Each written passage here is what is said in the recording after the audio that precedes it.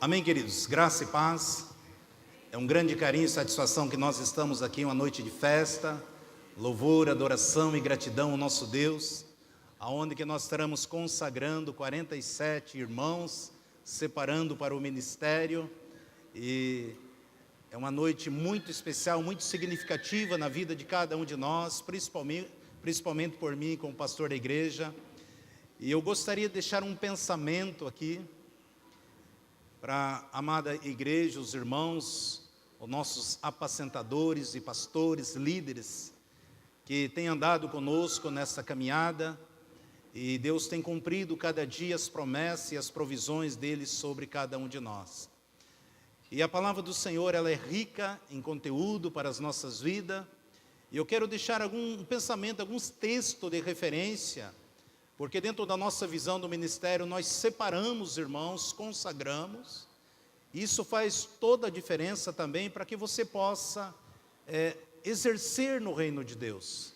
E nós sabemos que o nosso Deus é um Deus que é muito organizado, e nós precisamos entender, nós separamos irmãos, trabalhamos, ungimos, consagramos, e geralmente nós fazemos isso em duas etapas. Primeiramente nós separamos, depois consagramos, ungimos, depois nós também ministramos, se tivermos chamado pastoral, ou integral, semi-integral, às vezes até mesmo não integral, mas é a forma bíblica que nós encontramos na palavra do Senhor, e é isso que nós vamos fazer nessa noite. Mas eu gostaria de deixar um pensamento, um texto que está lá em Êxodo 18, do versículo 17 ao 19, algo que o Espírito Santo colocou no meu coração. Êxodo 18, do 17 em diante, diz assim: E o sogro de Moisés, porém, lhe disse: Não é bom o que fazes, totalmente desfalecerás, assim tu como este povo que está contigo,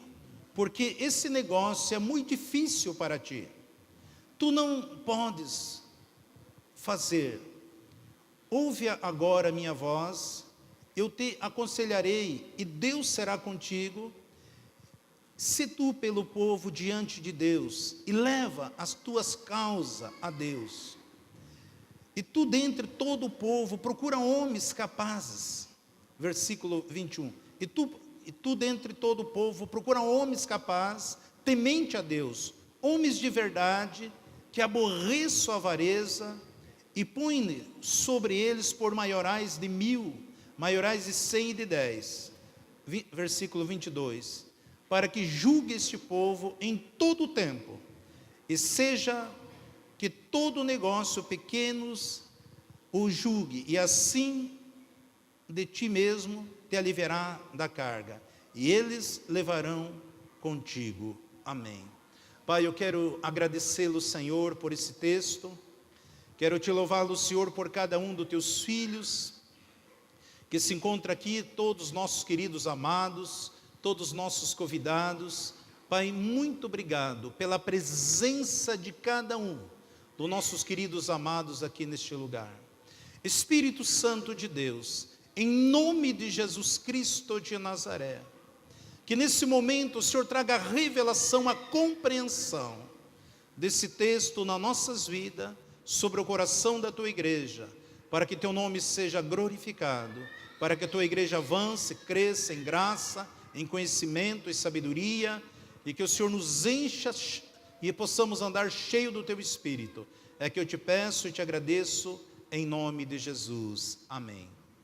Queridos, nós vemos que quando nós olhamos para a vida de Moisés, um grande homem de Deus, falava face a face com o Pai, e às vezes eu fico me perguntando por que Deus não falou para Moisés. Ele ficava o dia todo ali no deserto, no momento que estavam parados, e aquela fila, as pessoas vindo até Moisés, tendo conselho, diversas situações, e ele um após o outro, aconselhando, orientando, pastoreando, orando por aquelas pessoas. Por que Deus nunca falou para ele?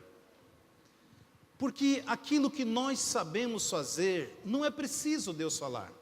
Quando o sogro de Moisés visita ele lá no deserto, e vê a forma que Moisés estava pastoreando aquele povo, ele diz: Moisés, do jeito que você está fazendo, esse povo vai perecer e você também. Você não tem condições de cuidar de todo esse povo.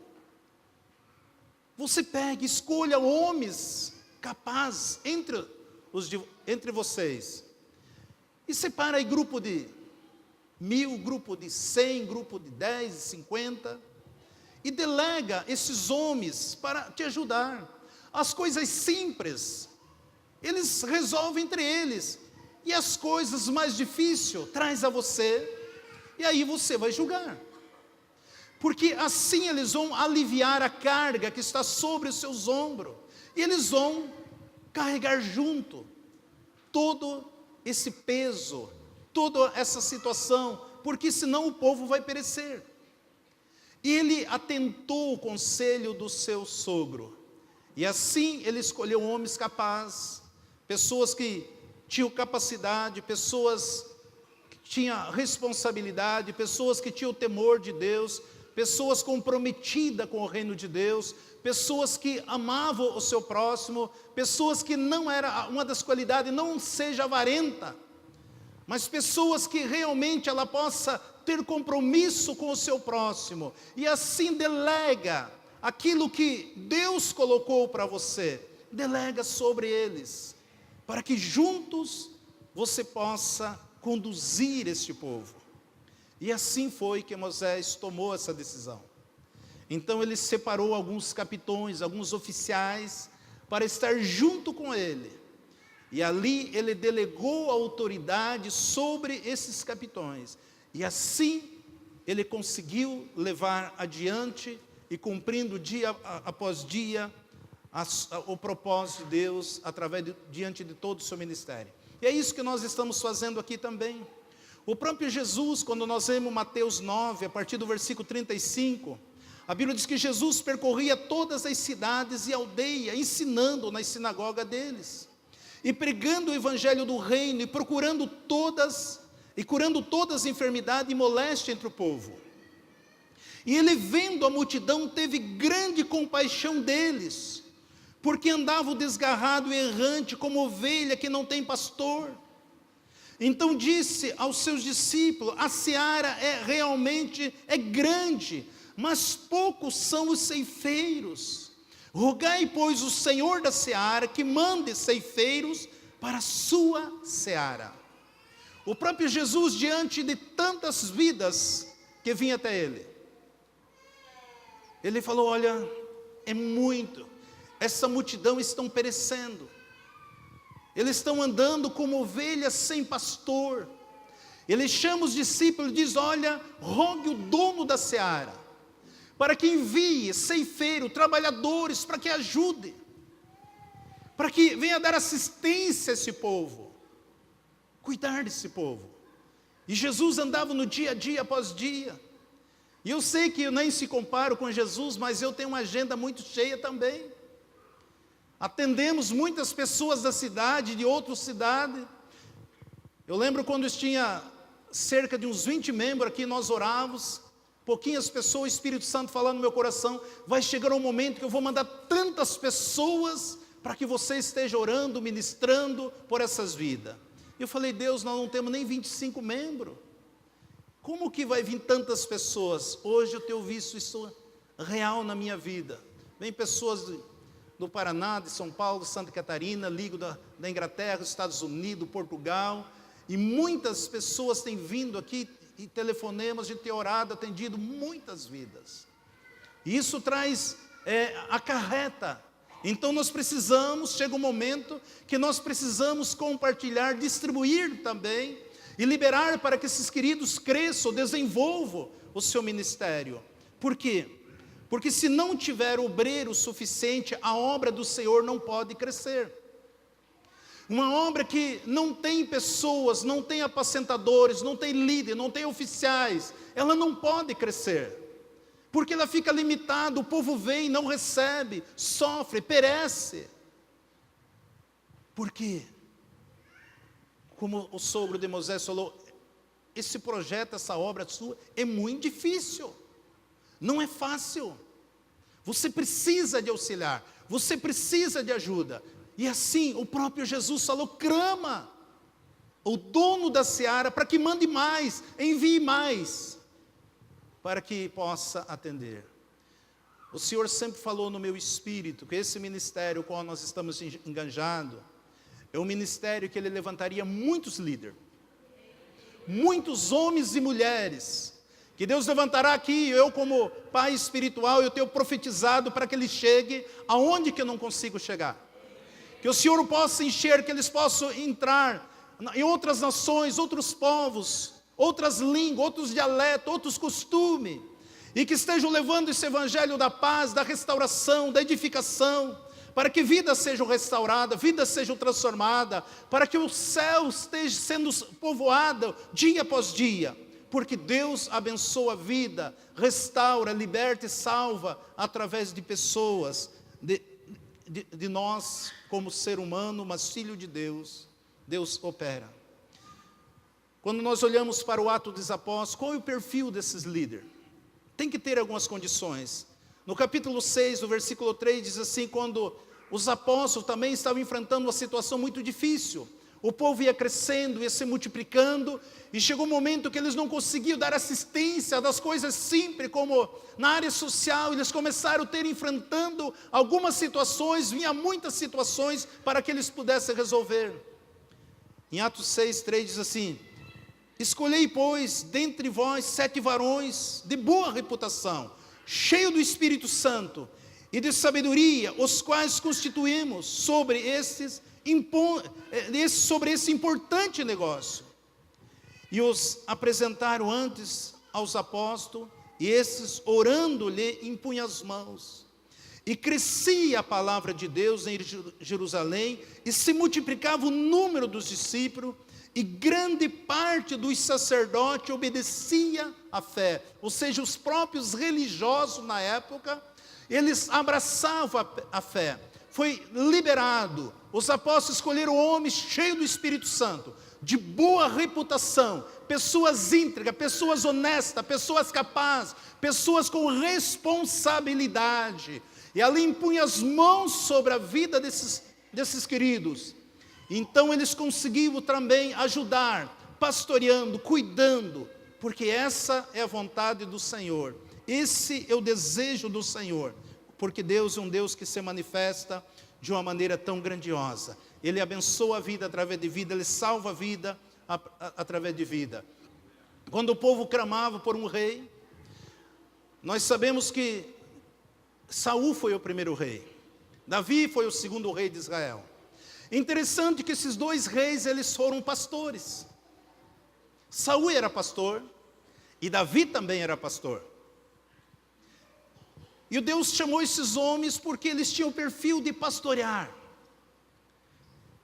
Só que quando fala pastoreio, quando Deus chama os seus filhos, sempre nós estamos fazendo algumas coisas.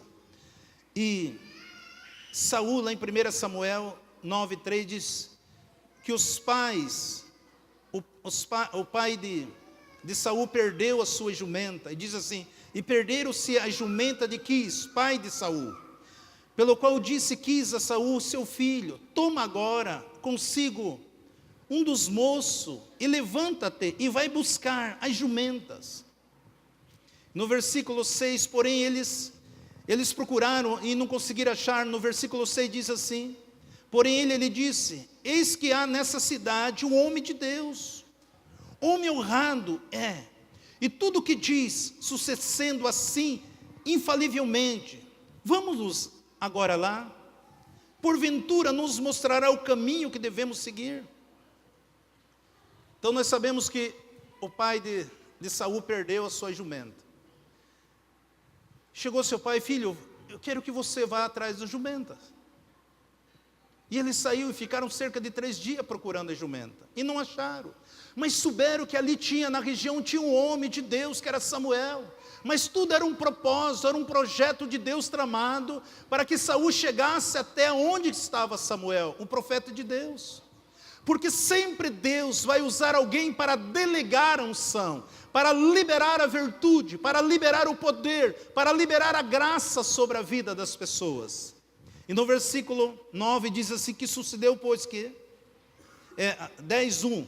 Então tomou Samuel um vaso de azeite e lhe derramou sobre a cabeça, e o beijou e disse: porventura não tem ungido o Senhor por capitão sobre a sua herdade? E no versículo 9 diz assim: sucedeu que, virando ele as costas para partir de Samuel, Deus lhe mudou o coração em outro, e todos aqueles sinais aconteceram aquele mesmo dia. Quando Saul, ele recebe a unção, derramaram óleo sobre a cabeça dele, a Bíblia diz que então o Senhor mudou o seu coração. Quando ele saiu da presença de Samuel, que ele vira as costas para voltar, e Samuel diz: não se preocupe, as suas ovelhas, as suas jumentas já foram encontradas. Mas quando ele recebe a unção, automaticamente algo dentro dele Deus transforma. Às vezes você olha para o perfil do líder e diz: mas puxa vida, essa pessoa. Não, é Deus que escolhe, é Deus que capacita, é Deus que transforma. No momento que ele recebe a unção e oração, o óleo foi derramado sobre a sua cabeça. A Bíblia diz que Deus lhe mudou o coração em outro. Saiu dali um outro homem, capitão, líder, para cuidar, estabelecer uma grande nação. Muitas vezes nós não temos a ideia daquilo que Deus vai fazer através das nossas vidas, através de uma unção, através de uma imposição de mão, através de uma liberação de uma palavra de um homem de Deus, de um profeta de Deus sobre as nossas vidas. Então nós sabemos, e Davi? Davi foi a mesma coisa. Em 1 Samuel 16, eu vou ler o versículo 11 e 13.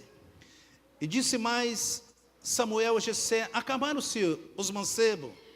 E disse ainda: falta o menor que apacenta as ovelhas. E disse, pois, Samuel a Jessé: envia e manda-os chamar, porquanto não nos assentaremos em roda da mesa até que ele venha aqui.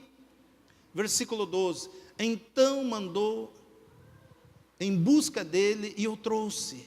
E era ruivo, de formoso de semblante e de boa aparência. E disse o Senhor: levanta-te e unge, porque este mesmo é. Então Samuel tomou o vaso de azeite e ungiu no meio dos seus irmãos. E desde daquele dia em diante, o Espírito do Senhor se apoderou de Davi. Então se levantou e se tornou a Ramá. Deus, a hora que Davi recebe a unção sobre a sua cabeça, a Bíblia diz que o Espírito do Senhor se apodera da vida de Davi. E por isso que nós fazemos isso aqui. Nós temos esse momento de consagração, porque nós sabemos que no mundo espiritual é uma responsabilidade tão grande, tão poderosa, e algo tão importante. Os dois homens, os dois primeiros reis de Israel, eles eram pastores. E vocês, meus queridos, meus amados, quando você olha para a vida de Saul, mas Saul era pastor de jumenta, Davi era pastor de ovelha. Vocês que estão pegando esse cajado, vou dizer para vocês, muitas vezes vocês vão pastorear a jumenta também. A jumenta ela trabalha, a jumenta ela tem força, a jumenta ela dá lucro, a jumenta ela nos surpreende dia após dia. São bênçãos. Eu tive o prazer ainda de acompanhar quando criança, quando se colhia milho, fazia aquelas bandeiras de milhos, e depois você pegava o jumento, carregava, e você trabalhava o dia todo com ele. Chegava à tarde, você lavava, escovava, e alimentava, e deixava ele descansar. No outro dia você queria fazer a mesma coisa. Não. Ele empacava, você batia, e ele não correspondia. Ou seja, muitas vezes o jumento ele faz a hora que ele quer, do jeito que ele quer, ele não é submisso. Então vocês não se surpreendam se na caminhada de vocês enfrentarem alguma jumenta, elas dão lucro, elas são bênção. E de repente, só que muitas vezes ela quer fazer do jeito dela, ela não obedece, não submete. Um dia trabalha, é obediente, faz tudo certo. Outro dia você vai, lava, escova ela, e ela não faz nada. Mas no outro dia você vai escovar, quando você vira, ela te dá um chute. Quando você vira, ela te morde. Mas ontem eu fiz tudo isso, não, mas é jumenta. É o estilo, é o instinto dela. Saul, ele era pastor de jumenta. Davi, ele era pastor de ovelha. Era mais fácil, mais dócil, mais meiga, pacata, tranquila, obedece, necessita totalmente. E nós como pastor, muitas vezes não precisa falar, você só precisa estar olhando, cuidando. Você não precisa orientar muitas vezes, mas você cuida, você olha. Mas tem hora que você tem que ir lá, tocar, acariciar, examinar, sentir, cheirar ela. Ela sempre vai ser dessa forma. Então muitas vezes, na nossa caminhada, nós encontramos algumas jumentos também. E são bênçãos. Só que você tem que saber tratar com ela. Então Saul era pastor de jumenta. Davi era pastor de ovelha. E nós fomos chamados para cuidar de vidas. E é possível, porque Deus tem poder de mudar o coração das pessoas. Através da sua palavra, através do seu poder, através da sua graça. E por isso o Senhor tem chamado vidas. Quando nós lemos a palavra do Senhor lá em Efésios 4, 7, a palavra do Senhor diz assim: mas a graça foi dada a cada um de nós, segundo a medida e o dom de Cristo. Versículo 11, e Ele mesmo deu uns para apóstolo, outros para profeta, outros para evangelista, outros para doutores e mestres. Pastores e mestres. Deus, Ele chama, Ele capacita cada um de nós. Ele chama, uns são ministério apostólico, outros têm ministério evangelístico, outros são pastores, outros são mestres, outros são profeta. Então nós também ungimos e consagramos, quando Deus dá uma direção, mostra o ministério de cada um dos irmãos. Você depois unge especificamente sobre esse ministério. Às vezes há muita confusão nas igrejas, porque acha que todos têm um ministério pastoral. Qual é o perfil do pastor? Eu sempre falo, o pastor é aquele camarada meloso. Ele nem está preocupado com a igreja cresça. E se tiver 10, ele vai cuidar dos 10, vai visitar, vai tomar café, vai almoçar, vai jantar. Esse é o ministério pastoral, curar as feridas, ali sempre ouvindo tal. É o ministério pastoral. O ministério evangelista é aquele que quer trazer gente para dentro da casa de Deus. Não importa o jeito que vá, se ele é o evangelista sênior, eu sempre falo, ele chega, amanhã já põe para tocar, ele quer que encha, às vezes nem cuida, mas ele quer. São as pessoas que se preocupam, são apaixonados pelas almas. Ele quer trazer todos, esse é o ministério evangelístico. E Deus opera sinais, maravilhas, milagres, através da vida deles. Mas a função dele é ganhar, chegar, buscar essas vidas. Muitas vezes você tem um pastor evangelista e você quer que ele visite você. Jesus constituiu. Outro pastor profeta, ministério profético. Ele tem uma palavra dura, uma palavra direta, não tem meu termo, não tem minha boca. Aquele que fala, bata o que doer, machuque o que machucar, mas ele fala a verdade. E muitas vezes ele vai falar aquilo que você não quer ouvir. Esse é o profeta. Até para ficar na porta ali, o tratamento é diferente. Mas Deus constituiu ele assim. Você vai e conversa, fala para ele, ele te ouve. A segunda vez você vai falar a mesma coisa, digo, mas eu já falei para você isso. Não tem meia. Ele fala, é profeta. Há um poder, há uma virtude, aquele que derruba a parede, quebra a montanha, destrói. É unção, um poder. Ele é o ministério profético. Puxa vida, cada vez eu vou buscar um conselho, o cara me pega, é o ministério. O mestre, o camarada que esmiuça a palavra de Deus. Ensinamento.